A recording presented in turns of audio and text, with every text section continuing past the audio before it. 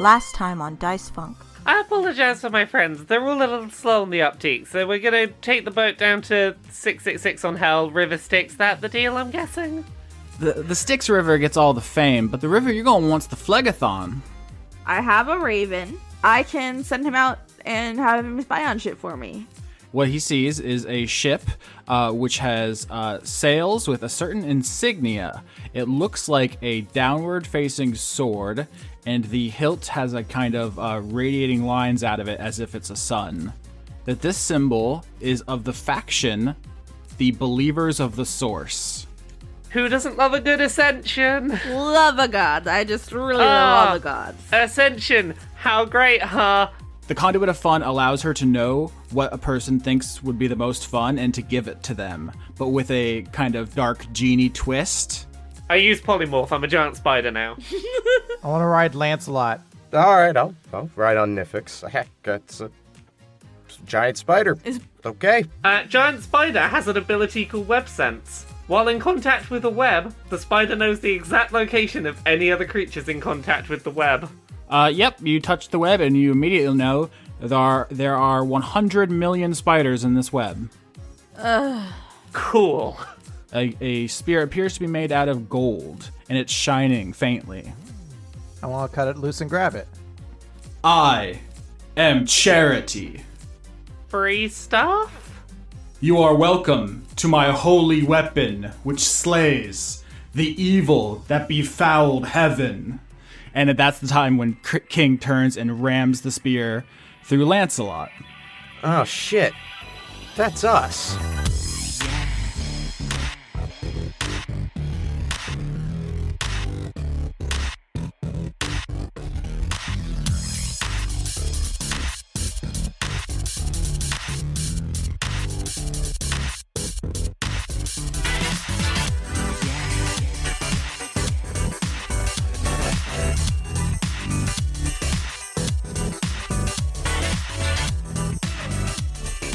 Let's just try it. My roommate moved out and left like several gallons of Oh no. cranberry raspberry juice, so that's all I've been drinking for the last couple of days. I'm very fruity right now. It's probably mostly apple juice. So last we left this adventure, the party was traveling down the river Phlegethon into the abyss. You're trying to go down to the 666th layer to face Jean the Demon Queen, Conduit of Fun. Along the way, you chose to go down a path towards the Demon Web Pits, the former home of Lolth the Spider Goddess, and you found there was a blockage in the river, just a huge web extending in all directions. This entire layer of the abyss is one giant spider web. You all got into what was supposed to be kind of a web dungeon, but just flew over it. Nifyx turned into a spider, Blake rode the spider, and King rode Lancelot, and then Cordelia just flew. Yeah, because I'm cool. So you skipped my web dungeon, but when you reached the end of it, you found a lance, a shining lance just cocooned in the web. King grabbed it and was overcome with the unshakable compulsion to smite the enemies of the righteous, which the closest person was Lancelot, so he impaled him. Oh yeah, I forgot. So where we left the adventure was King and Lancelot tumble down out of the sky into the web below, and Nifyx is a spider. Blake's riding that spider. Cordelia is floating in the air, and there's an angel who has come to seek revenge for your murder of the Metatron. The angel is Charity, one of the 7 virtues. Virtue is a kind of angel. They're also known as shining ones. They're basically humanoid light, so like a person made out of light, for just floating in the air, and just says, I have given you a gift to smite the enemies of the righteous. Rejoice! No. Oh, none. None. This angel thing that attacked us, where is it? What is it doing? It's just floating next to the web in the air. It's kind of just holding its arms out. It's T-posing to assert dominance, which in the olden times we would call like a Jesus Christ pose, but now we recognize as the superior T-pose. I wanna use my ranged web attack on this thing to try and restrain it. Sick. Spit some web at this angel. Spit some web at this angel. Spider Nifyx, spits web. 15. Yep, that actually does hit. This guy is just made of light, no armor. So you, what do I have to make any strength checks or anything to? Okay, so the target is restrained by webbing. As an action, it can make a DC 12 strength check to try and burst out of the webbing. I would like to cast Dispel Magic at the 5th level on King. I mean, you have a thwarp. I do have a thwarp. I also have it as a spell. I should change that. Thwarp, bitch. Okay, so I guess Cordelia flies down to where King and Lancelot land in the webbing. King, just almost like his instinct mode. He's just in it's stabbing time for King. And Lancelot is like, ow, having just had a lance driven through his chest. And so you're going to take your hand fan that you made out of the Metatron's feathers, and you're going to dispel the magic on the spear. Yes, please. All right, you do so. This is something you can do once per arc now. You just thwarp the fan out and you just blast the magic off the spear, and it is now just a mundane spear, and King is no longer compelled to smite the enemies of the righteous. You're a very weak spear. Try harder. Oh, Lancelot, what happened? Oh, I got a boo-boo! You stabbed him, you crazy lizard. King is going to run up and start pushing Lancelot's mouth into King's stomach, assuming that maybe it works both ways, and if he licks him, it'll heal him. That's extremely stupid. What about you, Blake? Right now, King's trying to help Lancelot. Cordelia just saved King from stabbing anyone else. Nifyx is tying up the angel. What does Blake, a human wizard, do? Well, everything really seems to be under control for Blake at the moment, just clinging to the back of this spider. Mm-hmm. Well, there's an angel wrapped in web. So Blake's gonna use a fireball on that angel, and maybe the webbing will burn well, since it's gonna get out anyway. Yeah, you found the Lolth's webbing that was damming the river was inflammable, but this is just web from actually very fresh web from a fresh spider. So I'm gonna roll Dex save 15. Yeah, no, that's no good.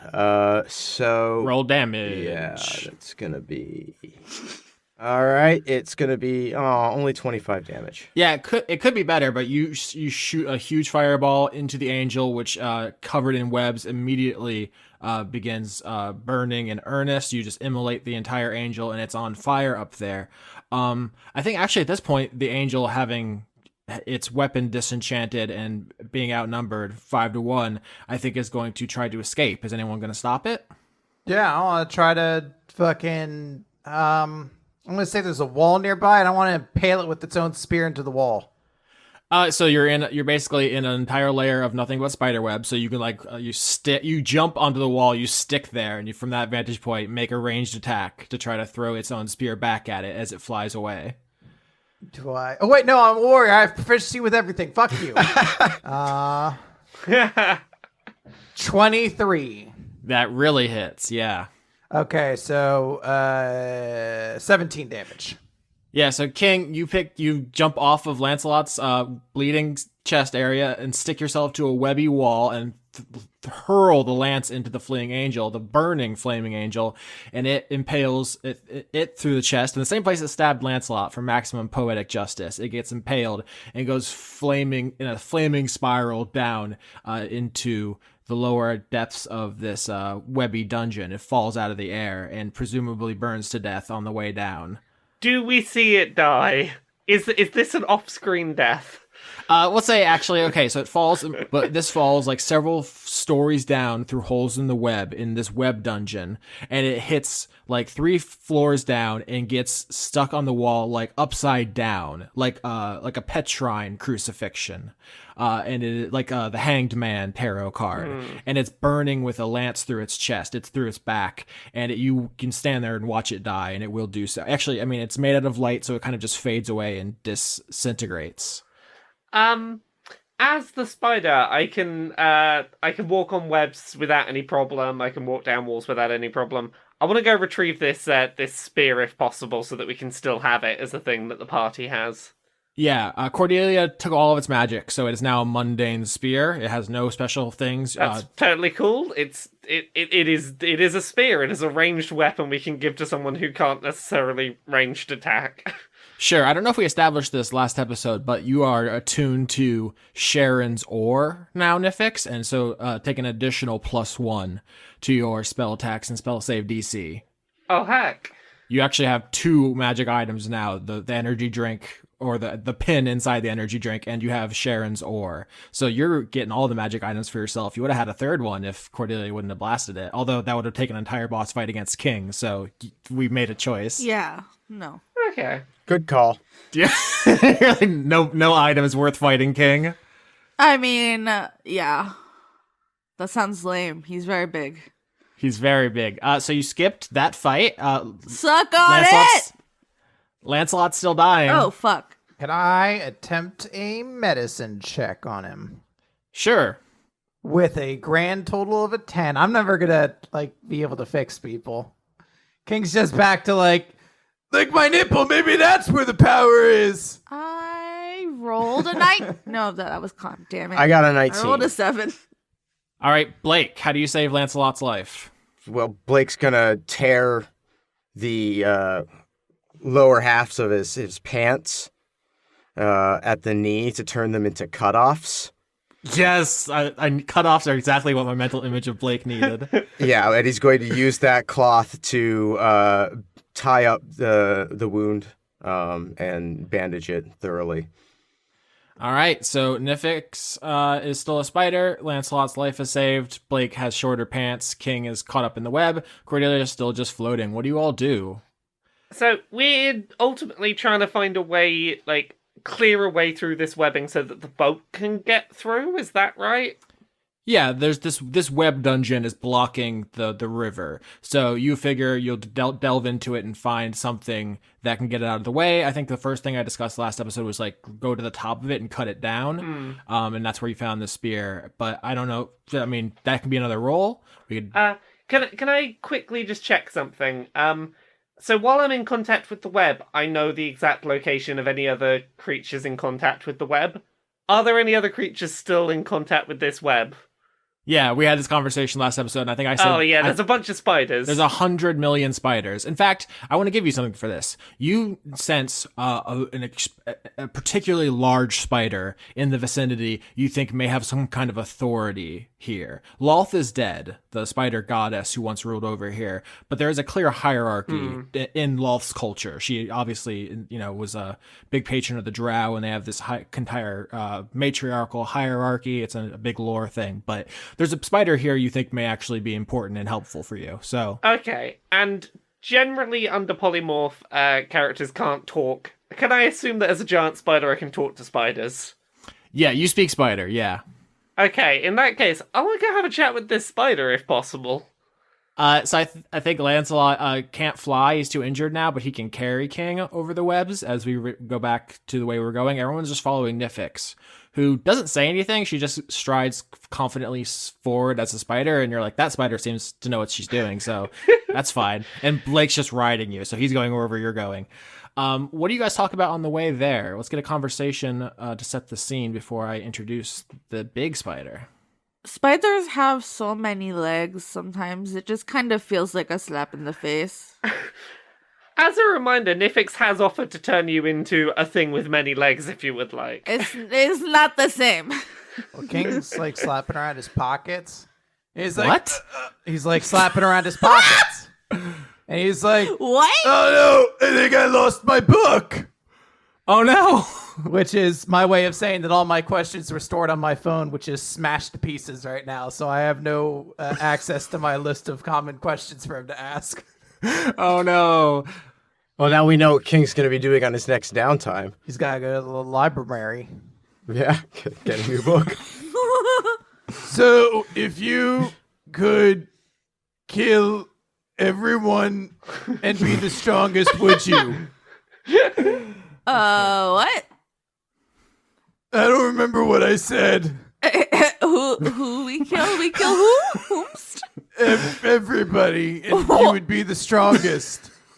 Right, But but who would be there to appreciate that you're the strongest? Everyone else. Who's dead? and then when you die, they're going to be so mad at you. I gotta find that book, and he's gonna like almost look like he's about to jump off into the webs again. The line between Chris's CTE and King's intelligence score are really starting to blur. That's why I needed to be someone dumb. It's the only way I can make it make sense. All right, so Nifyx leading the charge as King contemplates jumping off of the web palace to find his lost book. And up ahead, you sense a spider waiting in the darkness, Nifyx. And as it begins to move towards you, because it can sense you too, you notice immediately there's something different about it. And it takes you a second, and it's that there are more than 8 legs. Ah, How many legs? is it a millipede? Oh my god! Oh, she's screaming now. I'm sorry, I'm having a great time. I know, the audio, it'll be mixed, so it won't be that abrupt for the audience. But for me, it I'm was so sorry, Skitchin Austin. it was terrifying, the volume of that scream. That's like the most guttural I've ever screamed. This thing is moving towards you like a spider, but it has way too many legs. And as it moves close enough that you can see it, you're immediately struck by the color of the thing, which is a kind of sickly yellow, like earwax. Huh. And the fact that instead of having 2 compound eyes, it has just one human-esque eye kind of floating freely in its goop. Because this is not a spider, it is a kind of demon called a Yaak-Lal, which I do not expect you to understand how to pronounce. I don't like it. It's easier than Schmeggy Morphdorf or whatever river we were just riding on. What? You talked about it last week. Don't act like you just did, like it's the first time you've heard it. Oh, the Phlegethon. Yeah, that thing. That's just it's a real river from mythology. I need to stop screaming every time Chris says something, but it's so fucking good every time. Yaak-Lal sounds easy. Like I watched enough Yakov Smirnoff that I know about that shit. But the Phlegethon, That Okay, sounds so wrong. Spider Nifyx is going to approach this thing and go, "Hi, I hope you speak spider. I was kind of counting on that." Yes, Mother has gifted us language. Wonderful. So, hi. I'm just gonna cut to the chase. I got these, assorted, very small, squishy people that want to get through this river, and I'm trying to find a way to do this without ruining your whole cool, intricate network of webs. Is there a way to do that so we can just, get out of your hair and not, cause you any hassle? Okay, so for the rest of the party, you just saw a giant earwax colored spider with way too many legs come out of the darkness. It's twice the size of Nifyx's spider. She just strolls up to it and they start chittering at each other in a language none of you can speak. None of you speak spider. I'm just gonna assume that. And also, Nifyx, you feel in the web that there are tons of spiders in the area kind of slowly circling, just watching, as in case something goes wrong that they can pounce from all directions. But they're I knew I should have been on the other one's back. Made the wrong choice. the Yaak-Lal says to you, "Why should we listen to your offer? What can you give in return?" How do you feel about non-magical spears?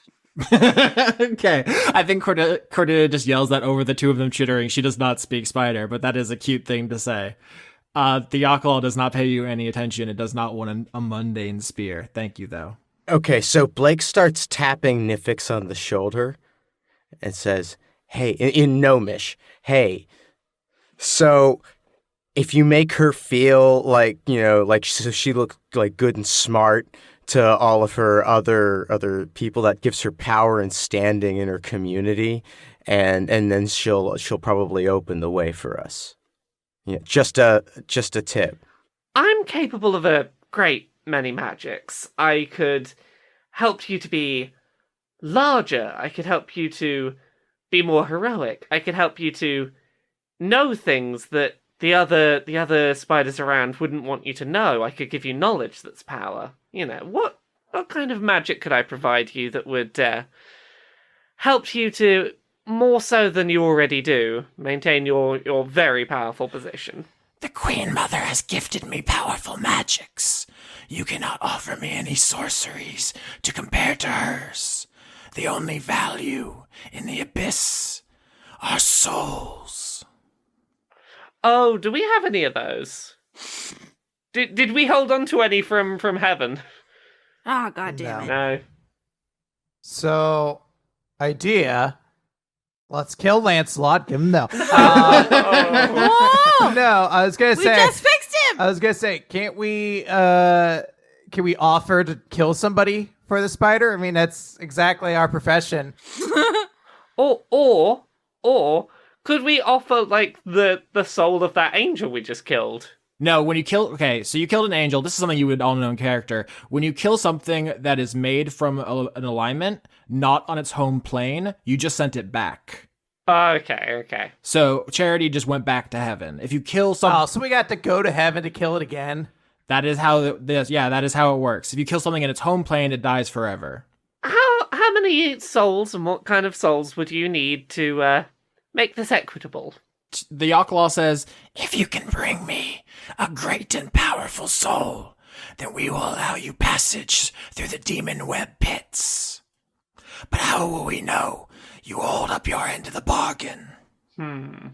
to be specific about a mechanic here, one of you knows the conduit of contracts and has an item you can use to summon him if you want to make an unbreakable magic deal. Okay, it's not me. My dude's the conduit of breakdancing. No, I'm pretty sure it's me, isn't it? Yep, sure is. He gave you a red coin. That I was just looking at that in my inventory, and I was like, that does something. Love to play D&D. Yeah, I mean, I can make that happen. Let's make that deal. Blake's sort of clinging to the back of Nifyx, and it's sort of paying attention and seeing we're at a stalemate. And so he reaches into his pocket and jangles around and pulls out the red coin and starts rubbing it between his fingers. I mean, I can arrange a contract to sort this out. All right, you tell Nifyx that, and no. Nifyx? We can make a deal that cannot be broken. We have a contact if that will suffice. Good. And I guess, Blake, you flip the red coin in the air, and it goes end over end over end and freezes at the height of its arc. And suddenly bursting forth from it is an Ultraloth, the most powerful kind of Yugoloth, the neutral evil creature. If you'll recall, we talked about it in terms of Martian Manhunter, but it's a kind of greenish blue-skinned humanoid with huge pupilless eyes. Looks very much like the traditional gray alien. It's like, is this like a Funko Pop of an alien? I like that a lot. That's really cute. But this is actually everyone else's first time meeting Cicero, so if you guys want to talk to him, that's a good opportunity. He bursts out of the red coin Blake carries. None of you knew this was possible or on the table, and he appears in the web floating off the ground and says, Greetings. 'Tis I. You have summoned me. For what purpose? How do you feel about the cell block tango? I don't know what that means. Oh my god, you uncultured swine. Austin does. It's from the musical from Chicago. Thank you. That's all I wanted. Let me make a musical joke. Cicero doesn't know. Well, sucks to be Cicero. I guess. He can use message so everyone can talk. Nifyx, if you want to join a conversation here in common. We need you to do a little just sort of basic paperwork for us. I excel in basic paperwork. I'm an executive at an insurance company. Well, that's why I called you. We're making a deal with the spider thing over. I don't even know, honestly. Yes, Yaak-Lal, Sure. a demon Right. servant of Loth. I'm familiar. You know what? You can say it, all right, but I don't think I'm allowed to. So Cicero says, There are 4 elements to a contract. First, the offer. Oh, I know it. Earth, wind, and fire, right? Yes, those are earth, wind, and fire are the 4 elements of a contract. I knew it. I'm smart. September starts playing in the background. Yes. First, the offer. What is the offer? We are offering to bring a powerful soul to this creature. The second element is consideration, something of value given for the offer, which in this case is passage through the demon web pits. The third element is acceptance. I assume everyone here accepts the deal, or otherwise I would not have been summoned. And finally, the fourth element is the intention to create a legal binding relationship. In other words, contracts can't be created at sword point. Do not even attempt to summon me to try to force somebody to bend to your will. But, seeing as all of us here are adults who can make our own decisions, it is clear that all four elements are satisfied, and the contract can go forward.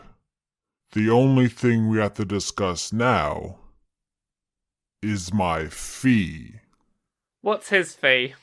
You want to worth the spear? Do you want the regular spear? It's not even that shiny. I do not want. I almost did your accent. I do not want a spear, no. Are you sure? Do you want lime chili? Would you like some heavenly silver? Oh, very much. How blasphemous! I mined it from heaven with my own hands using a pickaxe I made out of an angel. Oh, how wonderful. In fact, and you pull out the heavenly silver you mined from Mount Celestia, for this amount, this will cover this contract and one future contract, if you want to do this again. Hell yeah! I'm dabbing. Nobody can see it, but I'm doing it. So Cicero pulls out the necessary paperwork and puts it between Nifyx and the Yaak-Lal, and now you have to sign it in blood. He pulls out a pen with a bladed tip to prick both your fingers. Yeah, off of the spider finger. Yep, Nifyx, take 1 damage. Can do. As he pricks both your fingers and makes a mark on the contract, and the conduit of contracts holds you to this. If you break it or intend to break it, here's an important element of contract law. If you intend to break it, you have broken it. So even if you think to yourself, we're past this spider thing, we don't actually have to do this, what are they going to do, hunt us down? You have broken it, and she will know. So with that, there's a sound of 100 million spiders going to work as they reshape the web to pull it out of the Phlegethon. And this is cacophonous. As every spider begins chittering across the web to move it. They actually, imagine every person in a town ran into Main Street and started picking up the cobblestones out of the street to move a street. It's bananas.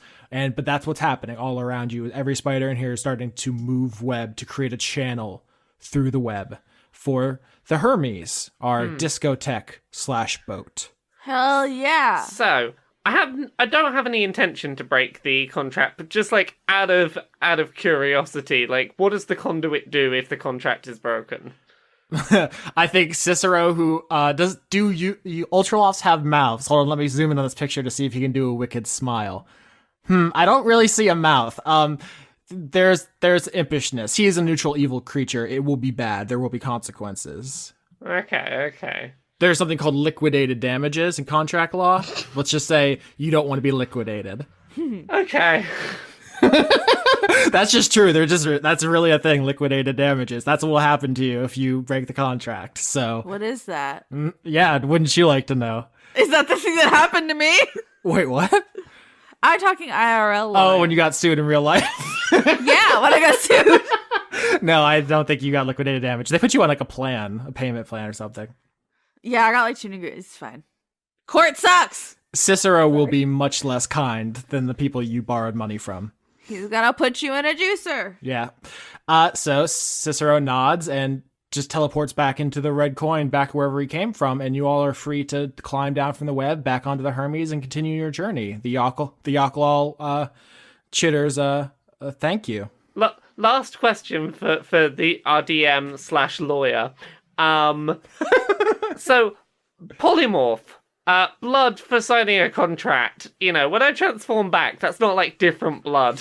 and the contract is no longer signed or something. Oh my god! No, it just moves the polymorph just moves your flesh around. It doesn't borrow flesh. It's not like Animorphs where your flesh goes into Z space. Do you recall this from Animorphs? Yeah. Also, I feel like that would be fraud.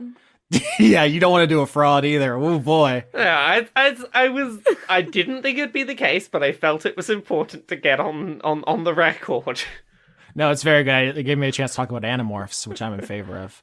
Animorphs they sure were something. There was that one that got trapped as an animal for a while. It happened again, too. He was free, and then he just turned back into it. There's a lot of commentary in that book. The Vanguard bus is... Okay, Lawrence hates it. So you climb back down the web onto the Hermes as it begins going down the newly open Phlegethon. What do you all want to talk about or do here as the ship starts moving again? Sharon, the psychopomp, is on deck. She's wearing that Venetian gondolier outfit, and she's just kind of smiling a skeletal smile, which is a thing I keep saying this season, even though I know skeletons can't smile, but you can't stop me. When the moon's your ass like a big pizza pie.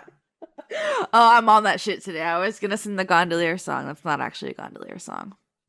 King is staring at Sharon for a little bit and like stroking his chin before finally he's like, "Oh, you're the pirate!" Chris, did you realize over the week between recordings what was going on? No, it was all intentionally in character that King is slow on the uptake. And that's what I was accurately playing. Wink, wink. This is so the audience knows. We recorded these 2 episodes before they had a chance to listen to the last one. So everybody else who listened to the last one, that's like, oh, that's obviously the pirate that they were talking about was the girlfriend of fucking Cato. You didn't correct me on it. I figured it out myself because I'm a smart boy who manages to beat most Phoenix Reichs games without only looking at a walkthrough 3 times. Damn. You're just flexing on all of us. Mm-hmm. Take that. So King says to Sharon, "Oh, you're the pirate." And she says, "No, I told you, honey, I'm not actually a pirate. I'm a conduit of booty. It's just a misunderstanding. Booty is like treasure taken by pirates, but I just appreciate a fine, firm rump. You understand?" I knew it. Oh, but they were talking about how Cato he had a pirate girlfriend. Yeah. Yes. That's me. I know Cato. We were involved, and I'm doing this as a favor to him, shepherding you down the river. Cordelia's gonna float over with some popcorn. Okay. Oh, dish girl, what's it like? What's what like, honey? I don't know, the whole thing. The skeleton booty? It sounds complicated, and I love drama. Yeah, I don't know if he'd be comfortable me talking about our personal lives together. It's okay. It's girl talk. He'll never know. The King is like 2 inches from her face. You're like, it's girl talk. Okay, it can still be girl talk. Nifyx and Blake, what are you up to while Sharon is being interrogated by Cordelia and King?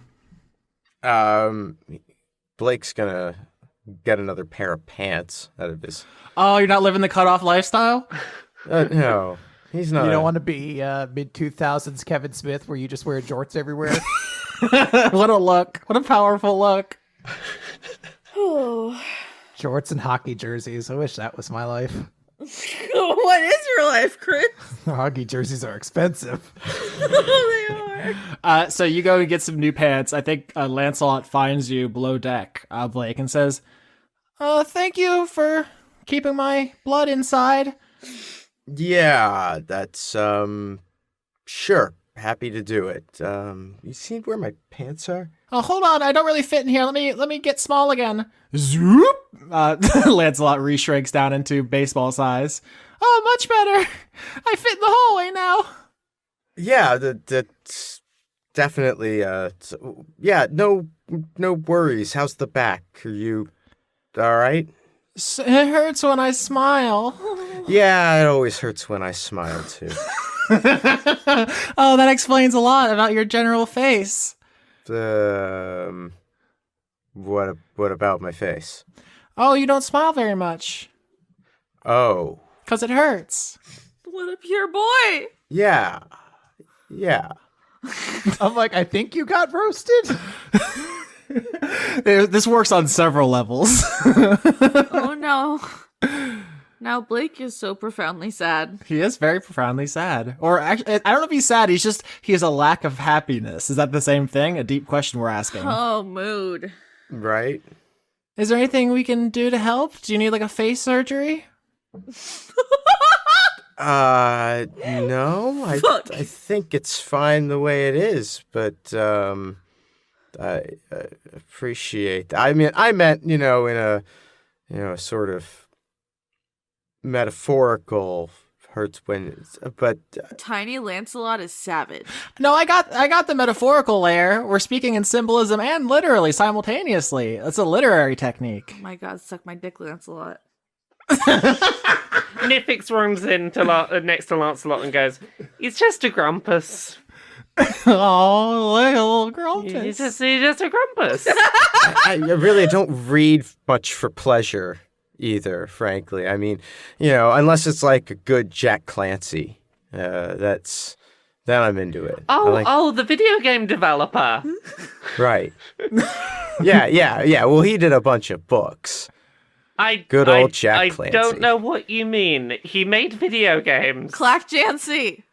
Lancelot says, "Oh, so who is your alien friend?" Aw, Alien. Oh, yeah, not friends. We used to work together. Oh, now that you think about it, that is a very good question that the rest of us should have thought to ask. Wow, Lancelot, so glad you're here. Go away, Cordelia. You're in the other conversation. No, I'm not. You can't tell me what to do. You're not my real dad. Where'd Cordelia go? Come on, King, let's start some shit. Oh no, we can't leave the children alone. They'll be kidnapped by 30 to 50 feral hogs. I don't know why that one just really gets me, but it really fucking Way does. to very much date this episode, Austin. That meme is going to last for exactly 2 days and no more. But yeah, Lancelot asks you about Cicero. You say he's a friend from work. He says, "Oh, were you in No, another..." I didn't say I didn't say he was a friend for work. I said someone I used to work with. Yeah, a coworker. And Lancelot says, "Oh, you used to work for an insurance company? Yeah. Yep. Which one?" Failsafe.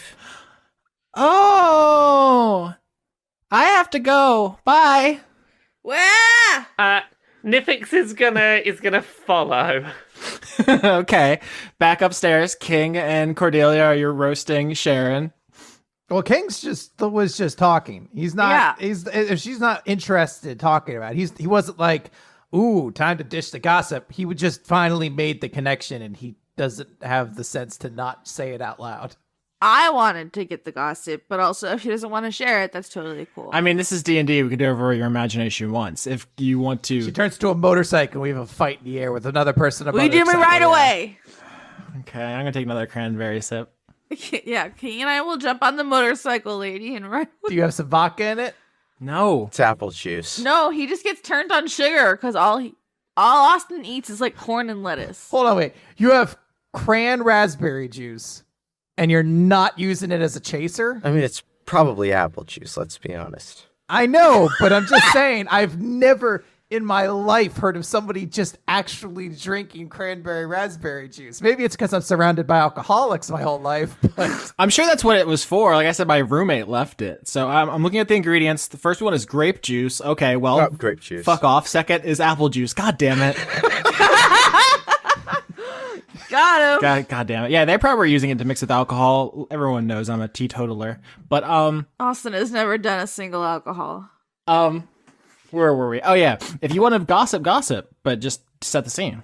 Well, yeah, I mean, King's probably just going to say, it's like, yeah, I just heard, it seemed like Kato was really sad about things. Oh, did you break up? Yeah, dear, we broke up. That's why I'm here on a ship and he's in purgatory and we're not currently bouncing around. I just mean, like, you could do this as your job and also hang out with him after work. I mean, women can have it all now. I'm just saying long distance things are pretty difficult. I don't know if you ever tried it. I wouldn't recommend it. Oh, no, we live together, but when I go away for work. Ooh. Now you dish. What's your girl like? Tall. She's got a lot of feathers. Feathers. Feathers. Feathers. She gives me really cool magical powers. The normal girlfriend thing. Mm-hmm.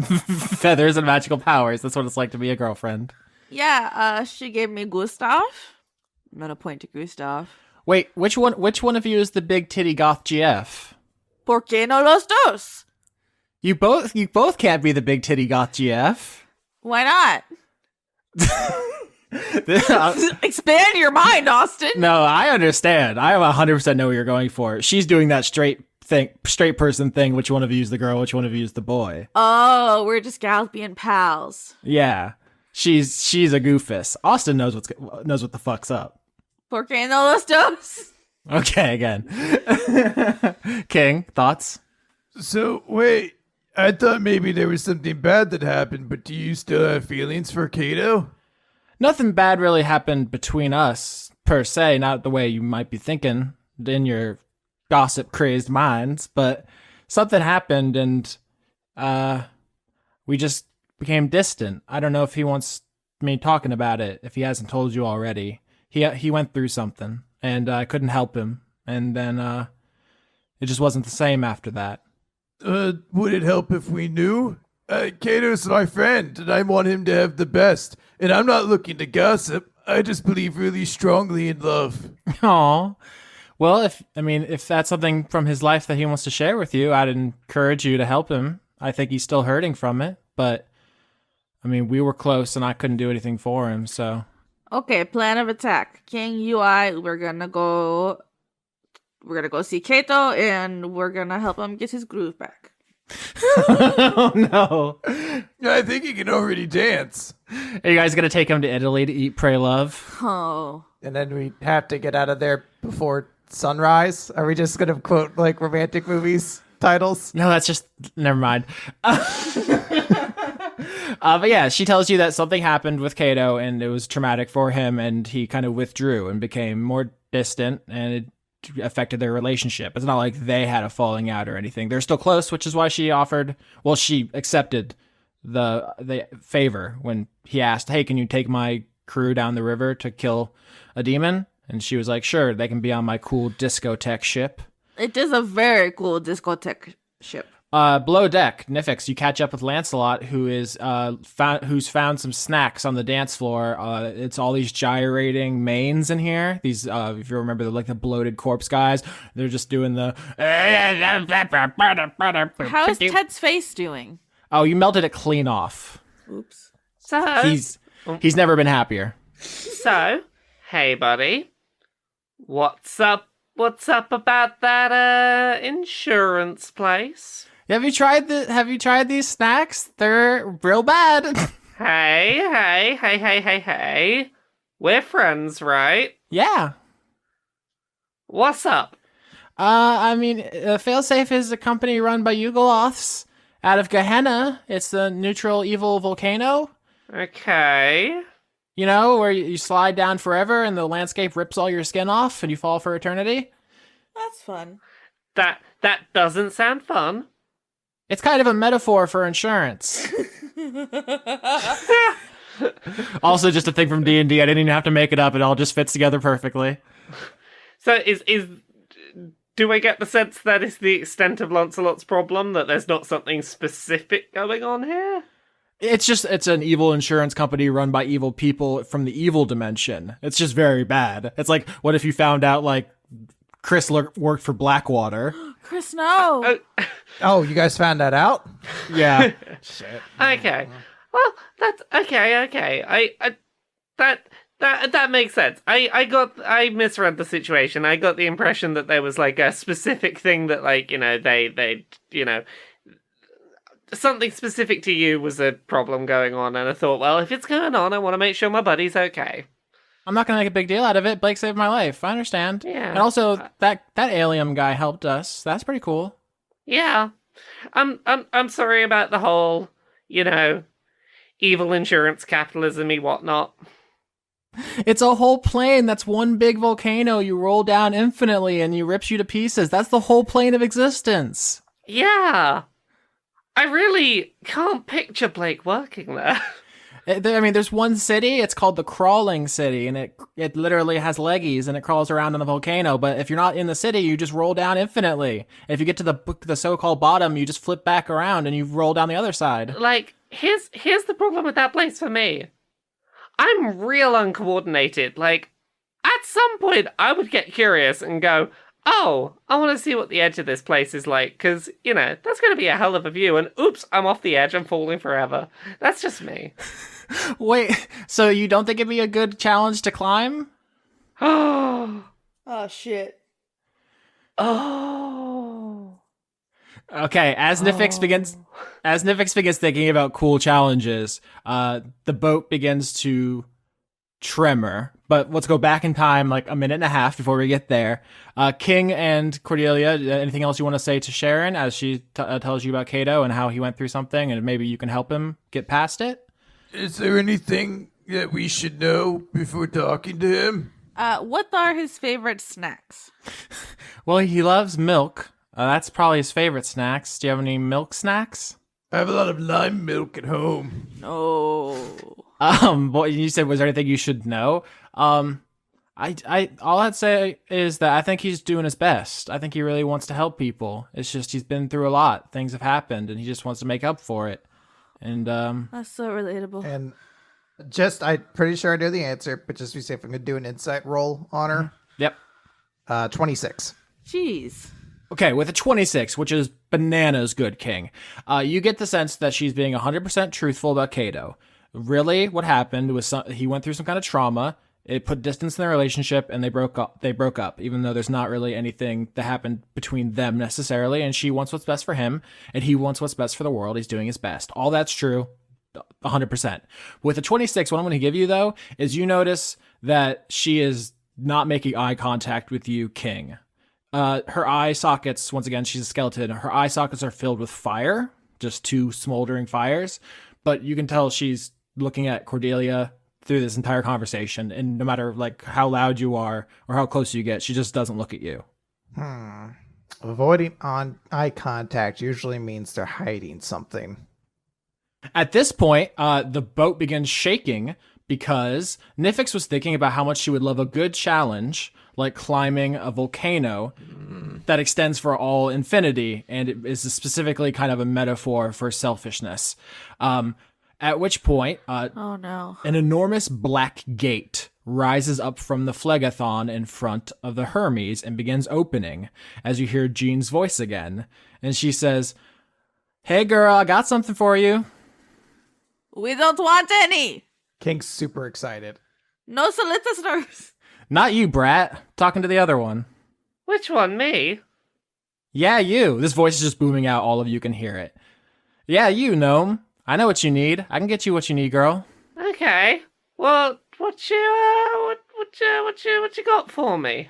She says, "I got something spicy for you. Why don't you get up on deck and take a look before you and everybody you love gets thrown into it." Nifyx comes up on deck. Nifyx, you climb up onto the deck of the Hermes and you look through the black gates in the river in front of you, and the boiling blood of the river is being sucked in because it is now ahead of you and like half submerged in the river. So the vortex is pulling the ship through, and you see that it is dumping all this boiling blood out into what looks like a swamp. It's very clearly another level of the abyss, which you believe is probably deeper. So in a way, this is helpful? Maybe. Okay. How swampy? How many gators? I'm trying to not be very gross. She's a very gross person, though, this demon. It's wild and wet, wetter than you could ever want. And hey, it's even a bonus. If you overcome this challenge, you'd be closer to me, which is what you want. So what's the challenge? It's the oldest kind of video game level there is. Just find the end of the level. Just find the exit and move on. Couldn't be any easier. Wouldn't even be a fair fight if I just threw you off into the abyss and you died. There has to be clear rules in the level, right? This doesn't sound very challenging. You just hear gales of laughter. All right, I guess I'll turn up the difficulty for you. How does very hard sound? Ah, that sounds better. I know you like it very hard, Nifyx. No. If it hadn't been for whatever gross thing you did last week, maybe I'd be into this, but no. Threw up maggots on you? That didn't get your gears turning? Yeah. No, it really didn't. No. The ship is just pulled through the force of the boiling blood emptying through the gate, and you tip the entire Hermes into this other layer of the abyss, and the ship is now falling through the air into this swamp. Do you do anything before it slams into the ground and is significantly damaged? Can I slam one of my swords into the hull of the ship or top of the ship, whatever it is technically, because it's a giant discotheque, and then use that to like anchor myself and grab onto Sharon so she doesn't go flying? Yeah, King, you help Sharon. Does anybody have anything to save the ship? Is there any kind of, does the ship have, like, sails or anything? No. It actually looks convincingly like a discotheque from the outside. It's only because you are in it when it's floating in a river of boiling blood that you know it's a ship. Otherwise, it's just a discotheque. Okay, nothing, like, obviously fabric-y, because my initial thought here was enlarge something fabric, try and slow our fall. Yeah, I mean, I think you have a good mental image. You're basically falling off a waterfall of boiling blood into a swamp. So you're in the right neighborhood, but no, there are no sails. Okay. Mm-hmm. Wild idea. We have a very mundane spear. You love this spear. You've been trying to do something with it all episode. Can I stab it like into the waterfall to help slow our fall or some shit? I mean, stabbing... Okay, so if your ship was going off a waterfall and you took a stick out and you stabbed the water, that would not do anything. That's what I thought. I don't know. Maybe there's some squishy foam behind. Blake, Yeah. you got a cape. Do you have a cape? No. Is that part of your design? No. No. No. Why do we think he had a cape? He's got a cape in the image in Roll20. Oh my god, I'll change it. Sorry. I was trying to find a human wizard. No, that's fine. The cape is way too distinctive for this guy. Fine. Anyone got a cape? Help me out here. I mean, it's a discotheque. Someone has a cape. I don't think this is a fruitful line of inquiry. I don't think you're going to use fabric to stop the Someone ship. else help me come up with That something. needs to be the quote of the episode, though. Someone has a cape? It's a discotheque. Somebody has to have a cape. Yeah, it's very funny. Most of my magic is for tricking and killing. Yeah, same. Check the waterfall. Got that goblin energy. Is there anything big that, like, could be held onto with a big giant mage hand to slow the fall? Well, it's a boat. Is there, like, a flotation device? Oh, a giant, an inflatable, one of those, like, pretend air guitars that stupid, like, silly people at discos pretend to play air guitar with, like, an inflatable guitar. What discos are we going to? I don't know. I'm tired. I'm trying to think of things I can inflate and enlarge. I mean, like a booth cushion. Nifyx, if you find a big inflatable guitar and you throw it under the ship and then enlarge it to cushion the ship's blow, I will accept that, even though it's pretty stupid. I think we can all agree. Let's just look each other in the eyes and agree it's pretty stupid. It's pretty stupid. I think for 1:15 in the morning, I think it's all right. All right, Nifyx saves the Hermes as it hits the giant inflatable guitar and slides into the swamp and begins, kind of sinks down, crushes the inflatable guitar into the swamp, and the ship comes to a rest in what is essentially the Demon Everglades. Yes! Sorry. That was very loud, but I'm very excited. So, you mean the Everglades? Yeah, basically. So if you get out of the ship and walk around, you'll be in mud up to your like upper thighs, probably. Now, Nifyx chest, you're very short, and you can already hear in the distance things moving through the reeds, and you know it's Bad News City in here. But Jean assured you there is a way out. This is not a death trap. This is a challenge for Nifyx. She's giving you through the conduit of fun something to overcome. And it happened to be the adventures of Bayou Billy. That would be too difficult for even Nifyx. No one's ever beaten that game. I beat it. No, you didn't, liar. Humans in this call who have like experienced swamps before, like yes, the swamps My have time. like known. Like, if you were looking for an exit in an actual swamp, what would you do? Oh, see, the problem is that whenever I would be in the swamp, I knew where I was and I knew where I was going because I was in a kayak. That's a big advantage that you had over our present situation. Yeah. Lauren in real life cannot rule nature, unfortunately. No, but I have been bitten by my fair share of mosquitoes. So I think it's like the same thing. I'm so glad you said that. In game, can I do a some kind of roll to get Survival. a sense of where we should be heading? Nature. Yeah. Or nature. Yeah, because you just said the thing. I sure did. Yep. Oh, I have so much nature. I got a 19. -1. God damn. What's funny is you didn't botch. No, I didn't. I didn't botch, but I got as close to it as humanly possible. So you got a 2 minus 3 is -1. Funnily enough, the team passes. We got an 18 and a 19. Yay. I was gonna say, King's like, moss always grows on the underside of the tree, and then everyone comes up with the real answer. Yeah, Cordelia and Blake. You know that they're I'm trying to think how to say this without being wrong in real life. Because Lake Okeechobee is the one that feeds the Everglades, right? Yeah, and they fucked it up real bad. Oh, we fucked it up extremely bad. Oh, yeah. But yeah, so you know that if you follow the flow of the water, if you can find where it's flowing, you can just follow it out back into the Phlegethon, probably because that river flows throughout the abyss and all the lower plains. So does the Leth and the Styx, but you don't want those. So we just got to go upstream. Yeah, let's just follow the water. I hope I see a lot of otters and manatees. Ooh, hell manatees.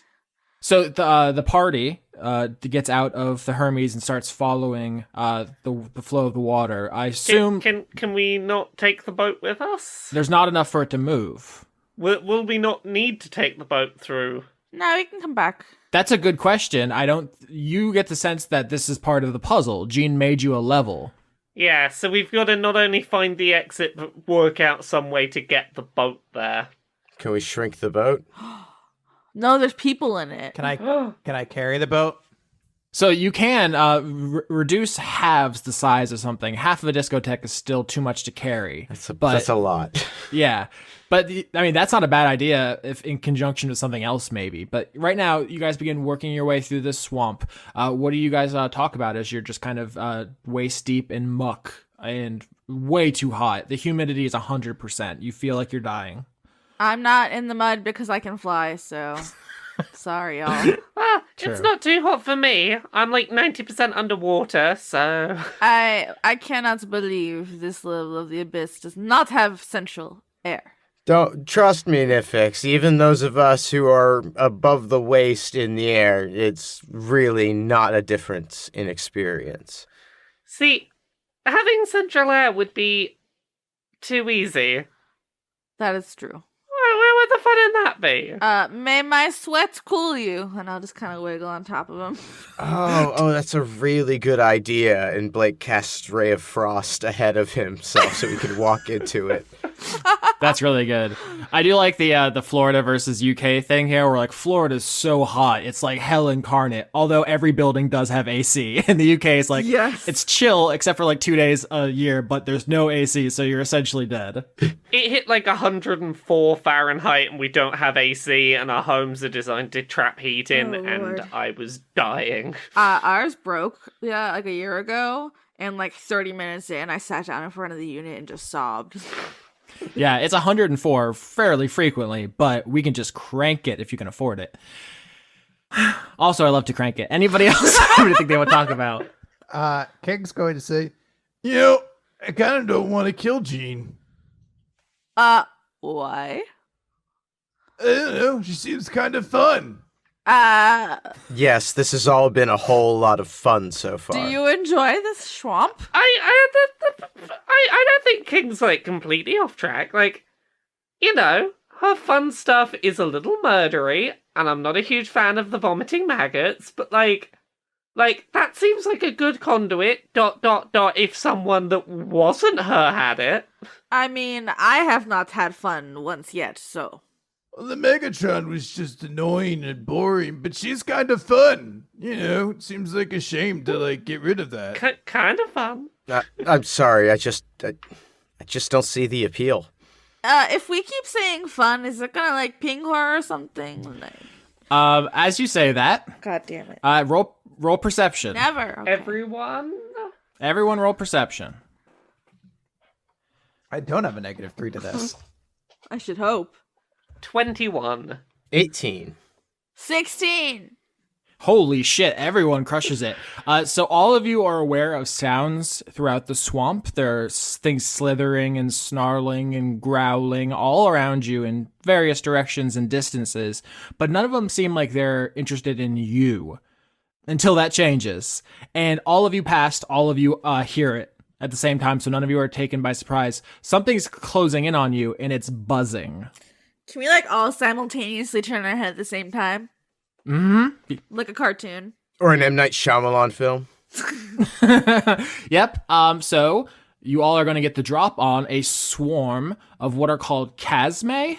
Chasme. Are they giant mosquitoes? Yes! I knew it.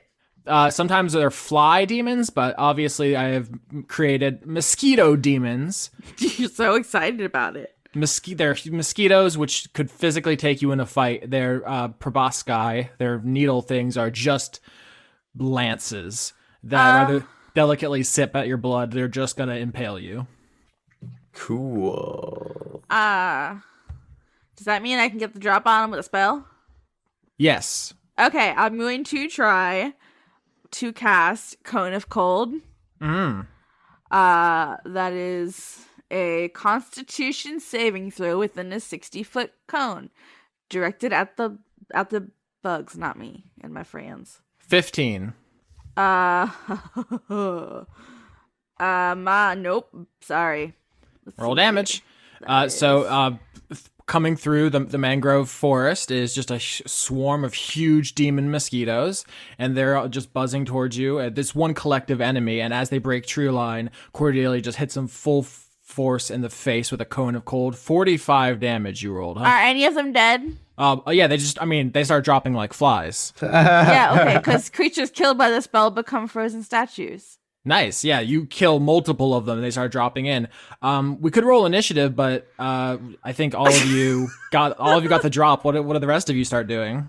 I want to cast a spell that I haven't had a chance to cast yet, and I want to fucking wreck this swarm. Uh-oh. So this is my, I'm going up against a challenge. Destructive Wave. Oh, this thing. All right, Constitution save. Yeah, Constitution save. 17. Okay, so you take half damage because you saved, but you're still going to take a lot of damage. So we'll start with 5d6 thunder damage. Mm-hmm. And then I get to do another 5d6 radiant damage. Take that, mosquitoes.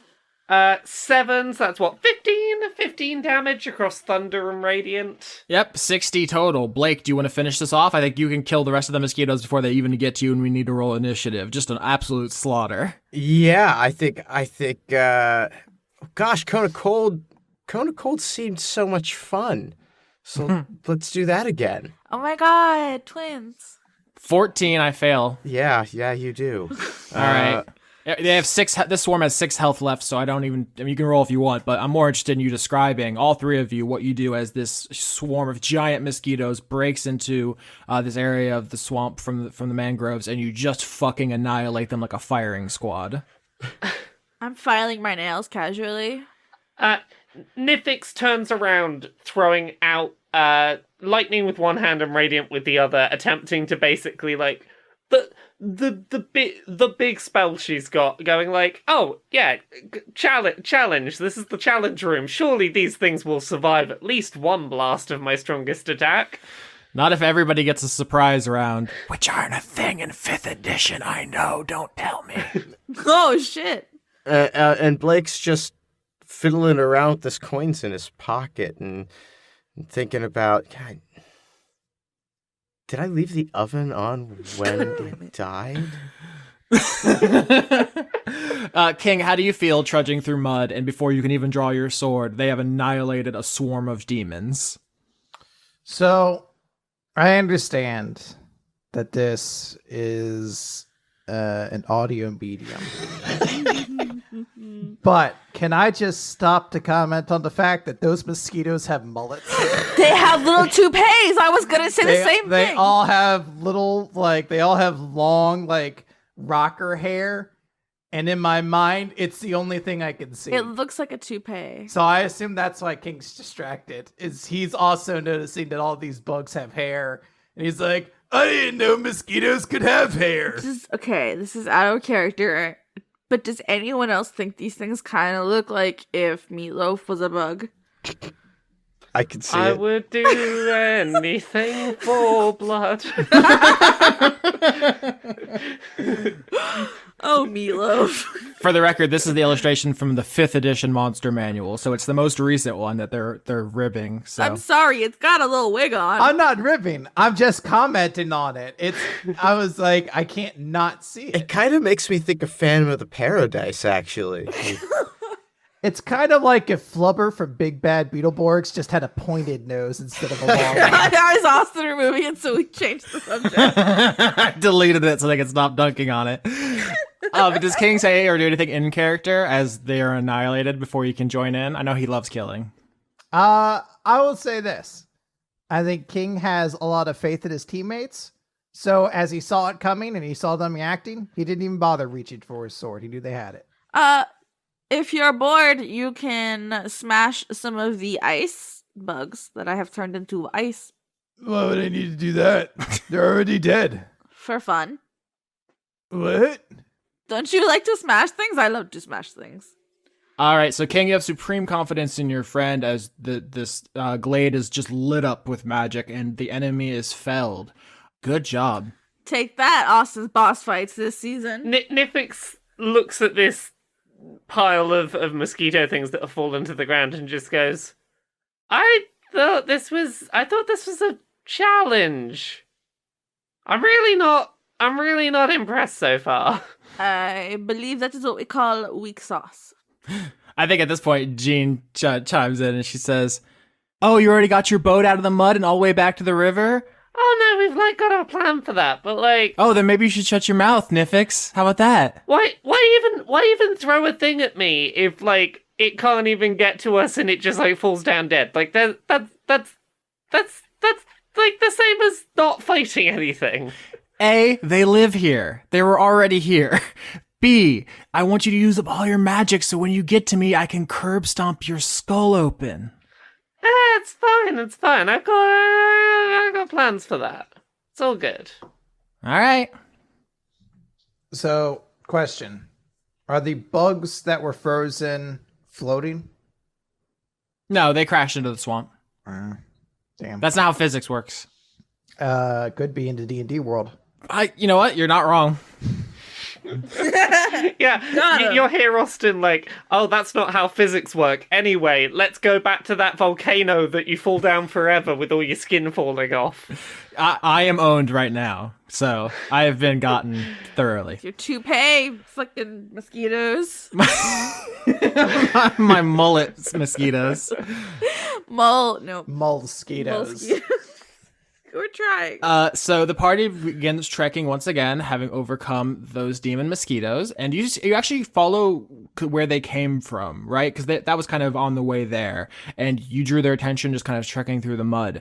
But as you go from where they came from, you see that you weren't the first people that these Chasme came across. You start finding dead bodies in the swamp, drained of blood. These things, desiccated people. Are they draining their pockets too?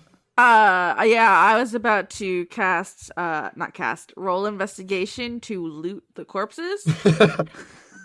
Yeah, why don't we roll investigation to loot the corpses? I usually don't do loot in our podcast because I don't think it's really interesting for you guys to have money. Whoops. But Lauren rolled a 47. What are we rolling? I'm so used to it being on the thing. 15. Admirable. 14. Almost as good. Yeah. 21. 9. Okay, 21. Blake, you find an item here. It is, what could you use? More armor. Can you think? So let's workshop together. There's an item here for Blake that Blake could find useful. What do you think it is? a bulletproof vest so he's less squishy. He's already wearing one. We can't just have 8 vests on him. Yes, we Yeah, can. he's gonna have like so much padding. Bulletproof trousers. What about some like shin guards? A mystical sword. Of course you want a mystical sword because King wants it. Yeah, I mean, really, where does the character end and not begin?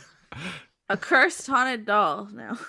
I mean, that's not bad. Why do you say you always do this? It's been 4.5 years of Lauren having great ideas and kind of muttering them like, no, it's just a joke. It's Yeah. not good. Because I hate myself, okay? A cursed haunted doll is. God. Uh-huh. Okay, but a cursed haunted doll. I've played D&D with a lot of people who yell confidently real dumb shit, and Lauren always undersells her really good ideas. But now I want the haunted doll. Too bad. It's Blake's haunted doll. Hell yeah. What does it look like? I don't know. Blake, what does it look like? Um. Like a Polly Pocket. No, it's Mighty Max. Oh, fuck yeah! All right, let me Google image search. Yeah, let me go. Oh, no, they were awesome. It was like these toys that you open, like it was a face or a skull or something like that. And then you opened up and it was like a whole dungeon on the inside. And you had these little I tiny remember figures this. and you moved around. It was like the cool Polly Pocket. The. It had a cartoon and everything, because everything in the 90s had a cartoon. I'm sorry, but Polly Pocket Yep. was dope, and y'all can suck it. It's the gender swapped Polly Pocket. Yeah. Yep. That's all it is. I mean, it could be even like a Bob's Big Boy. I didn't even actually mean Polly Pocket. I was thinking about those things. God, what were they? Cabbage Patch Kids? No, the spinny flyer ladies. You had to like pull the string, and they went flying away.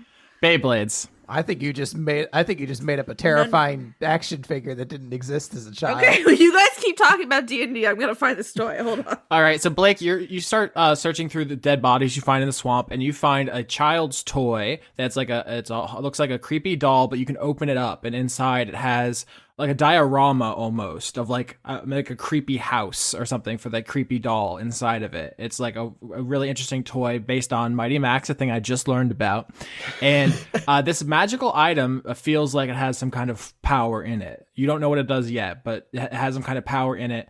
Something when it happens, you'll know what it does, but you have that for now. Or we'll find some other means of identifying it. That's true. So you have that. Another thing with your 21, you investigate these bodies here, and you see that some of them have the symbol of the believers of the source. The believers, for short, like the Aethar or the Lost is the other group, but basically the people who want to become gods. Hey, Lance. It's me. I'm Lance. It's Lance. Yeah. Me. We Oh, I guess it was kind of ironic I got stabbed with a lance, huh? I love him so much. I didn't even think of that. Yeah, that's Baby. we call that the wordplay. Yeah. Puns. Sorry, you were saying about the creepy doll? Yeah, no, not the doll. The doll. It's the people. The believers. Yeah. Yeah. So, whole bunch of them are dead here. Good. I mean, oh no. I love him. No, I'm just saying it's is your buddies maybe do this or? Oh, I don't know anything about that. I didn't know any Aethar were here. All right, just thought I'd check. So you find these bodies of these dead believers, and you follow them deeper into the swamp. Why don't we make Nothing. survival? What? I just screamed nothing. Survival rolls. I just wanted to be contrary. You love to be contrary. 18. God damn. Look at him go. 12. 11. 16. All right, King and Nifyx succeed. So I think both of you know what's going on here. King, because your instincts tell you that to follow the bodies back to their source, and Nifyx, because you know level design, and you think a level designer would have wanted you to go this direction in the open world. You know how like Breath of the Wild was designed so that if you go to a high elevation, you can see points of interest in every direction. Yeah. So it's like a real naturalistic level design. And so you think Jean wants you to follow where these bodies come from, and sure enough, you go in that direction. King, you're just following the bodies because, hey, look, bodies. Yeah, I didn't see the Game Maker's Toolkit episode about this one recently, so I'm just going off instinct. But shout out. You find a ship smashed in the swamp as if it fell out of black gates and did not land on an inflatable guitar. I mean, that's what you think would happen. That's what would have happened. Yeah. There is another ship here, smashed, and the bodies seem to emanate from it. It's half submerged in the swamp. I'm gonna do a perception check. I want to see if I can find any potential survivors. 11. Never mind. I can get in. 10. 11. 11. 10, 11, 11, 11. The party fails all. What about Sharon? Did she get to add her roll in? Nope, Sharon's back on. Hold on, let me call McNuggets. Let me see if I can just describe the scene to him and he'll know what's up. As you all begin walking around the wreckage of this believer ship, you see that when it hit the ground, falling out of the gates, it just shattered. Half of it shattered on impact, and the rest of it started sinking into the swamp. The survivors tried to crawl out and walk away to try to find a way out, and they were killed by mosquitoes. Giant mosquitoes with proboscis like lances. Very dangerous. Real tough fight, let me tell you. Cordelia's gonna sing Master of the House while she loots the corpses. So you're finding dead bodies who died in the crash. You're looking through their stuff. You see the symbol of the believers of the source, which is like a downward facing sword, and the hilt has kind of a sun symbol on it. So you see the symbol everywhere. And while you're searching it, all of you failed. So you don't find anything particularly interesting until you feel a sword at your throat, King Badass, and one at your back, right behind your heart. Oh, I'm grabbing them. All right, dexterity. He can stab me all he wants. I'm not letting somebody hold me at sword point.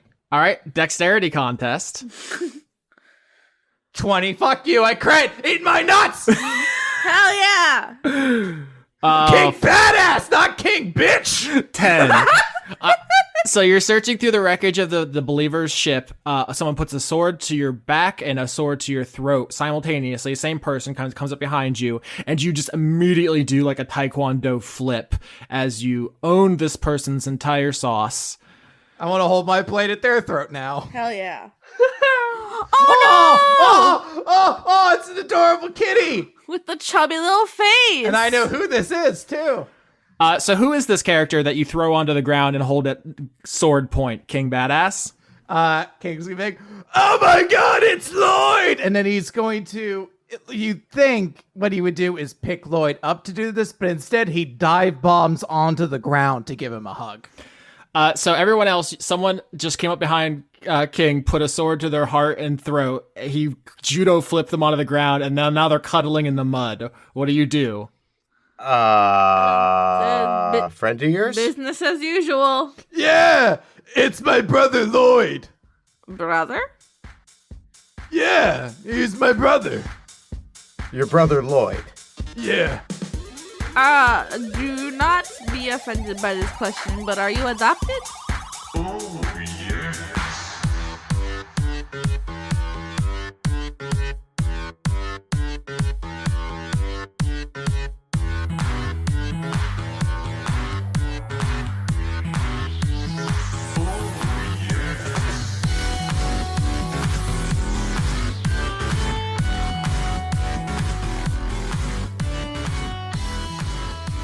Lauren is spicy this week. Am I spicy this week? You just sent me a message that says, hey, bitch, you up? Which I guess means it's credit time. Credits Prison 2, Electric Boogaloo.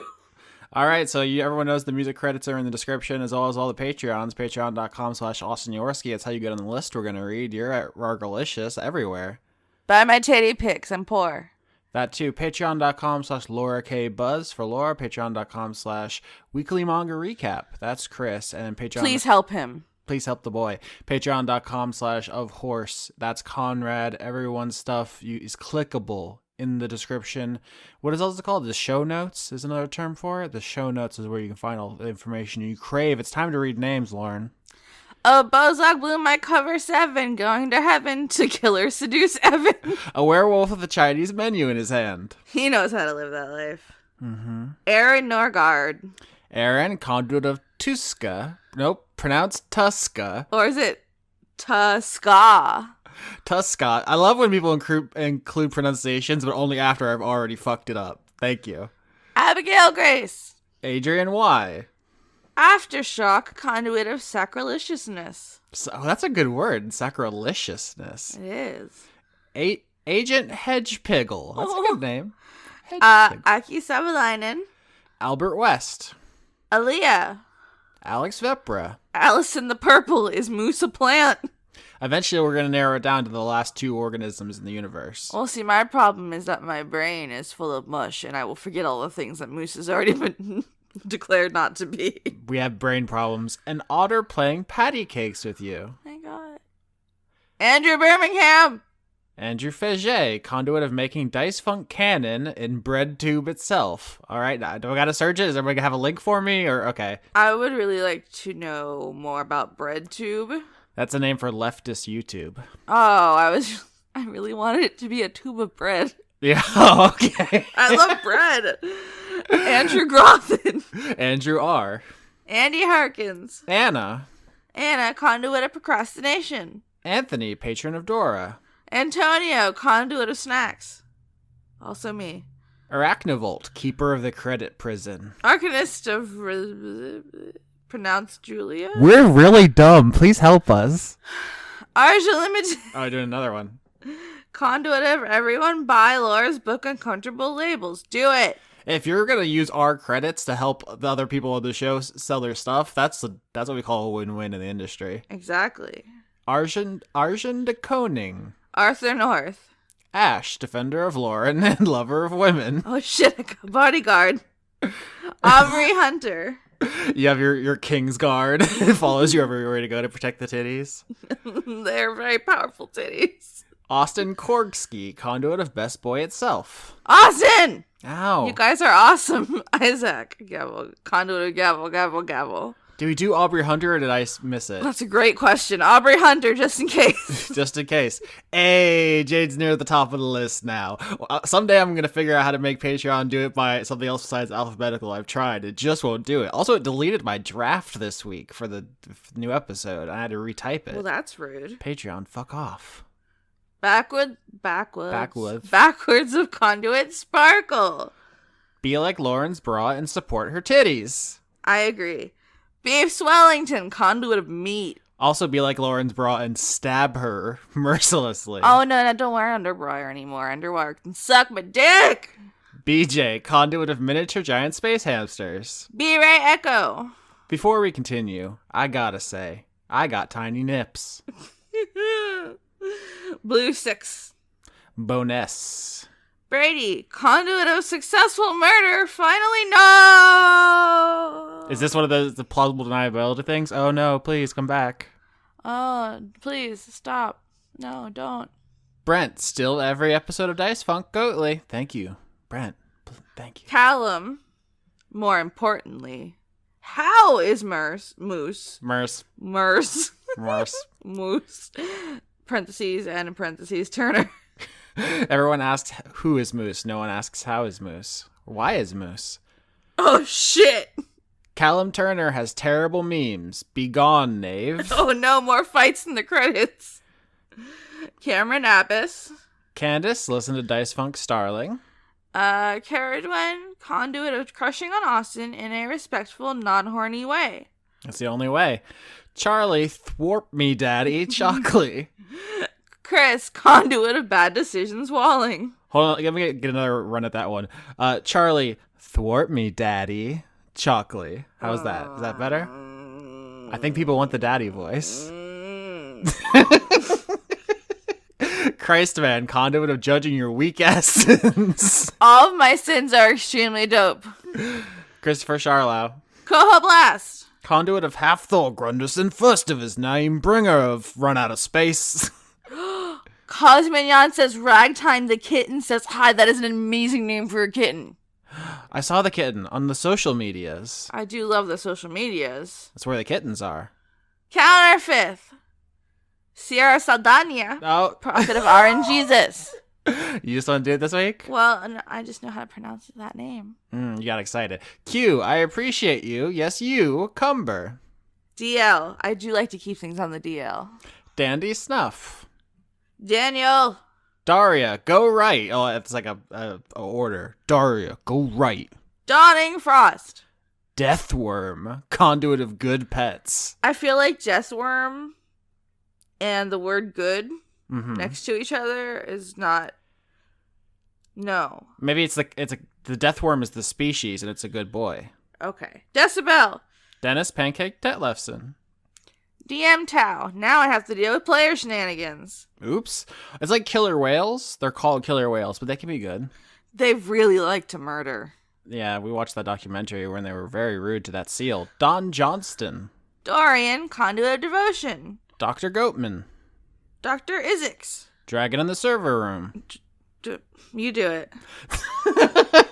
Drod Naluk, Professor of Curses and Magical Maladies at Shardpoint Academy. Someone's trying to get on the NPC list. Don't tell Sketch.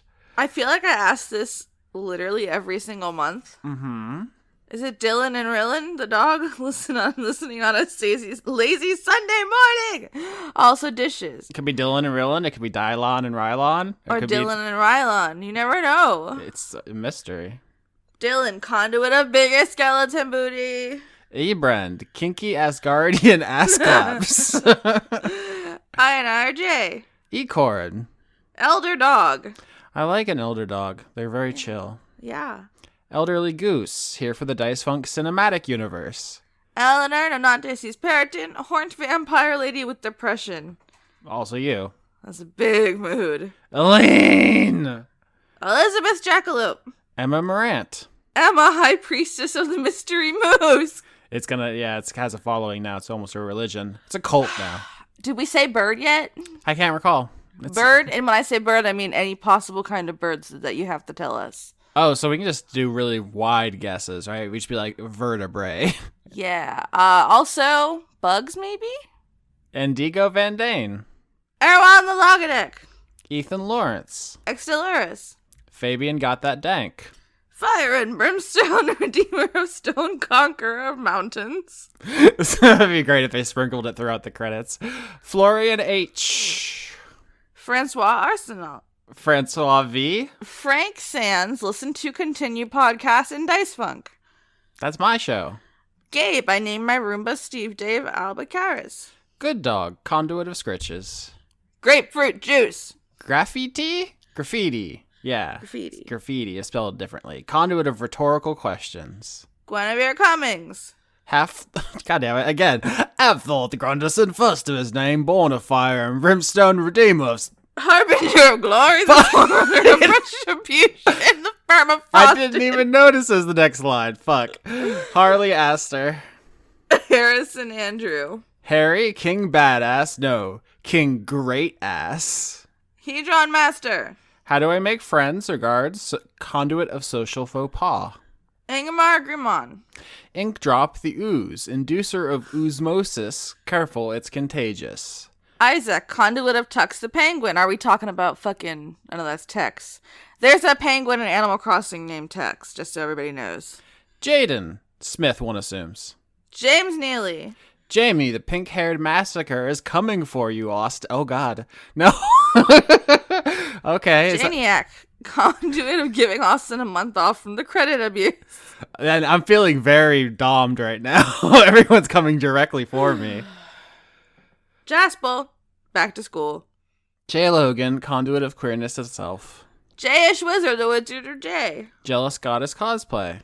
Jen. Jenny Colby. Jerry, new campus openings are super stressful. Flowers. I feel like everything's stressful. I don't do anything in my day where I'm not like, oh, this is going to be an ordeal. Honestly, going to bed is stressful even, so. Because you got to worry about when you have to wake up and how much sleep you're going to get. And then my brain is like, hey, you're not going to sleep now. I know, it sucks. Anyway, Jess Fege. Joanna the Wrench Witch. John Madera will be a polar bear in the next Bloody Roar. Hell yeah, that's a good Bloody Roar. Zoanthrope. John Potts. John Barnett, conduit of pillows. John, hook me up with some pillows. Johnny Tips. Joseph Timbrello. Josie, Vengeance Paladin of Sun Dragons. You know what? There is a case to be made there. There needs to be some vengeance. No. No? You still stand behind that decision? Yeah. Jew-Man Jack Off, conduit of Yeetin' the Skeet. Okay, I feel like we're just going to gloss right over that one. Yeetin' the skeet is something you definitely would say. What are you doing? I'm just yeeting the skeet. Julian Phillips, conduit of Kaizen. Just a jester. Justin, conduit of Dice Funk Season 6, God Killing Round 2 on purpose this time. I mean, who knows? Jorgen Indiewick. Oh, fucking hell. Jorgen Indie Monster Winewick Ford, conduit of name butchering. Caster UK. Kate, conduit of semi-regular regret. Keith Showman. Chomine. Kelladry. Queer bi polyam cuddle slut, conduit of HRT-induced sore tits. I'm glad you read that one because I thought it was Soretits. Excuse me? Keller Automat. I'm just bad at English today. Ken, conduit of finally writing this goddamn PhD dissertation. Kentorai. Fuck me. Kentoroi. Kentoroi. Ikitagamasu. No. Kevin Dobbins. Do it. Kevin Dobbins. Killer Cotton Shizno. Kitty Folk, conduit of guessing plot points. Currito Prime, supporting 2 Patreons in this economy? Question mark. Christina, conduit of Nifyx, becoming all the dinosaurs itself. I vote Leopleurodon. What's that? Google it. It's very big. Okay, thanks. Carterion, Kato is Elias from Magus Bride. He's not, but I know what you mean. Crystal, who thinks season 5 was a cover-up paid for by Big Mothman TM. The truth is out there. Kyle Badsvik. Kyle, president of the Drop Goodwood fan club. Lana Seawolf, Lady of Bones. No, Lana Seawolf. God damn it. Lana Seawolf, Lady of Bones. Lawrence Duckling. It's technically my mom's, and also full-grown duck. But let's talk about snacks, baby. Let's talk about... Hold on. Yeah, do the song. Let's talk about snacks, baby. I'm talking about you, auntie. That's really good. You kind of faded out at the end there, though. Fine, I'll do it really loud now. Yeah, get with confidence. Let's talk about snacks, baby. Let's talk about you, auntie. Liam Sutton. Liam the ghost cat will use ectoplasmic power to make the slime season. Yeah, the audience wouldn't know when we recorded this, but I gave them, you know now because you just listened to the episode, I gave them a slime arc option, and they declined it, and they wanted to go to Spider House, so I tried to give them slime. They didn't want it. Loki making donuts in homage of all-powerful moose. The cold is spreading. Ludovico Limited. Luke Powers. Lulu Skidoo. Luther the conduit of, oh god, the pet burbs are revolting. They're always revolting and molting. M-Joe. The Cult of Gorfanax. Matt Collier. Matt Lackus won all Triceratops all day. Dino season, best season. Everyone loves the dinosaur. She should have just been a druid. Why is she even a bard at all? How dare you criticize? Matthew B. Hare. Matthew Schultz. Maximum Psy Boob 6. How Psy Boob got his groove back. I'm rooting for him. Majin, conduit of drowning sorrows and other people's cats. God, Yeah. I'm really glad that sentence turned out one way because I thought I was going to go a different way for a second there. No! Mel Bent. Melissa the Dice Goblin. I really like the way you said goblin. Goblin. Tis I, the Dice Goblin. Oh, now we're just Skeksis. Gelfling. It does happen. Michael Groman. Michael Hall. Michelle Minkler, conduit of Brotcled Bleeped I'm summoning. This is the Necronomicon. Bratkleid bleept Brackleid und Brackkraut. What is that? I don't know. I don't think I said any of that right. Yeah, and I know it's Mikel. Because I messed it up and they sent me a message like, wow, you're very stupid and can't talk words. And I'm aware. I know. Midlife stasis. Mike draws you on a horse. Thanks, Mike. Miko from Finland. I want to open a business. It's just I draw you on a horse. That's all we do. You come in, we draw you on a horse. Miles and Rose, conduits of yin and yang. Modified Matthew. Morgan Rapp. Mr. Witty Phoenix Stephen Lesbian Seagull Pooh Bear Shaker. What was that accent? I don't know. My personal favorite patron. Fuck, they got us. My personal favorite patron, Matt Luce. My Valentine is postmodern artist Cy Twombly. Namita Aneskins, conduit of Natural 2 itself. Nathaniel Homan. Nico, conduit of I'm Baby. I'm Baby. I'm Baby. Nicholas Dominic. Chris won't let me do the baby voice anymore because it turns him on too much. Nicole Woodruff. No response at all. Damn, I thought I got Nina something. Person. Nina Person. No. Gods, no heroes, just a man. One day I will be a real boy. It's overrated, honestly. Paye Rabjerg. Pangolin can't believe you're letting Lauren craft items. I think it's gonna be we're all dead. Paul Mullen. Please call me Ashley. Yes, just Ashley. Please shovel some poutine into my face holes. It's big same, actually. Pocket Sundial. Preston Bowers. Pro Wrestling Mothman, Jermaine Walls, conduit of Cryptid Grappling. Damn, that'd be a really good crossover. The wrestling art from season 4 with Mothman from season 5. Professor Archibald H. Cactus Esquire, conduit of ungulate theology. Pruitt Holcomb. Puck, oh no. Conduit of large ambitions but poor follow through. Random, conduit of Would You Like a Hug? Please. Razumi Yazera. Remsiv. Rob Dakin, conduit of delay. Robert Chisholm. Robert E. Calf Baker, only 2 seasons until the sex season. I've written a lot of checks that I'm not going to be able to cash. I keep saying to different seasons are going to be Future Austin will pay for this. Yeah. Robert Toothill. Rowlett uses roundness. It's super effective. S. Kearney, Shard Point Professor of Jargonology. I bet that's a really sought after job. That's like one of the most. That's like the coolest job. It's like working at NASA. Mm-hmm. Salad Child. Sam Stanowitz. Sean Lyons Burke. Sean, the host of Funk Dunk Plays. Simmons, conduit of Harder Slatty. Gotta do the voice. You gotta. Harder Slatty. I hate it. I know you're contractually obligated, but I hate it. Shane Sedgwick. Shane Ware. Check out Embalmed Apple to support a new creator. Sin Milk Tom. I do need to get jerseys made. This is Sin Milk Tom, Sin number Milk 69. Sir Octopus, conduit of fun at parties. Sir Octopus, conduit of chivalrous cephalopods. They had the battle for supremacy. Slime King Mike, conduit of tasty Hollyphant. I didn't read ahead. Conduit of tasty Hollyphant dad bods. Is that everybody horny for Lancelot? Is that what's happening? I guess. Snake emotions. Snemotions. Like snappiness or sadness. Snakes only have one emotion, which is long. Socialism is party cohesion plus Soviet power. Squid Cap, conduit of shipping Blake and King. Also known as Bling, is their ship name. Starlight Glimmer did nothing wrong. Starlight Glimmer did things wrong, but has learned from her mistakes. Thank you for trolling other names in our credits. Stefan Lund.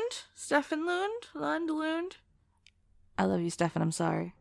Also a Danish shape-shifting raven who eats pizza. I bet ravens like pizza, right? It's just flavor. Everything likes pizza. Yeah. Sternod, conduit of consonants. Summertime is Peebus time. Peebus, Peebus, Peebus. Summer yam and the living's easy. Oh, everyone is going to realize the power to make you sing if they do enough of these. Sweet dreams are made of these. Who am I to disagree? That's just one of the names. Marsing. We'll do the next. We'll do all the rest of them in Eurythmics voice. Cyretha, asexual and loving it. Lost the plot. I'm done. Tales of Inquiry.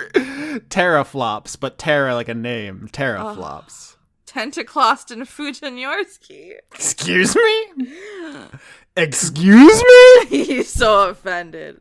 The cast of Dungeons the Gathering. The current temperatures in Arizona is 100 and fuck you degrees. Same, but also it's very wet here. Yeah, it's a couple degrees below Arizona, but many more humidity.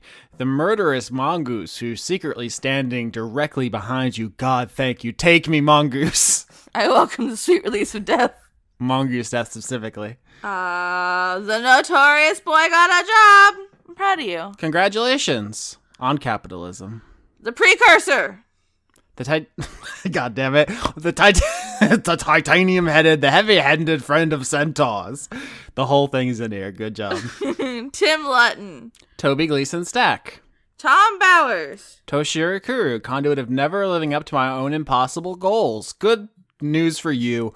We're all gonna die someday. So, in a way. Chase Marsing. Just no interest in this. Transient passerby. Trevor, conduit of stressful happiness. Shay, looking forward to season 7, Octopus Traveler-ness. That's a good pun that only people who play obscure 3DS RPGs will understand, but I appreciated it. Vigar Arnston. Victoria Melito, conduit of quietness. Victoria Valentine. Vincent.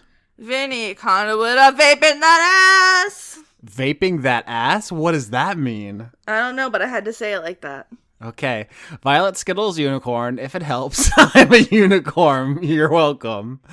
God damn it. Zephosaurus. Yeah, I got bitches on my dick, and I even got a dick. That has to be a lyric. Yes, I did multiple accounts and pledges just for the joke. Lauren Cates. Just coming back to the scene of the crime.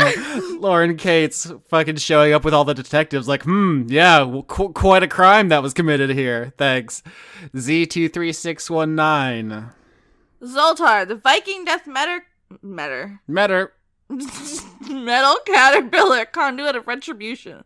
See, I could say it right in a clean take, but isn't it funnier if I sound like an idiot? It's also easier in editing. And finally, Z.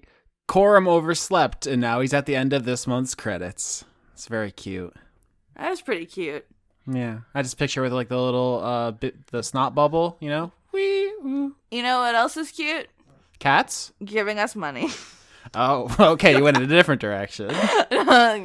Pay for Austin. Pay for Laura. Pay for Conrad. Pay for Chris. I guess me. Yep, you can do that, or you can just subscribe and comment and rate or whatever. iTunes. It's not even iTunes anymore. Tell your friends. Apple Podcasts is what it's called now. Google Play, Podbean, YouTube. Just engage with the brand and the content, you know? I will also never say no to animal pictures. Not legal tender, but it is emotionally important. Please, that sweet, sweet dopamine.